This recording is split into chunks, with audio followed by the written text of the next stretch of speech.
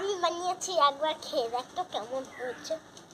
না তুমি বলবে গন্ধটা শুকিয়ে তো মনে হচ্ছে ভালো হবে,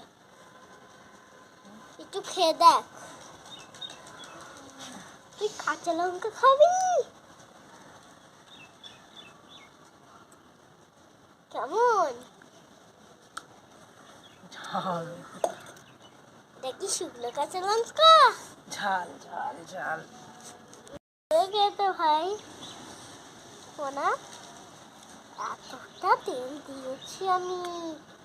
দেখি ভিতরটা কেমন।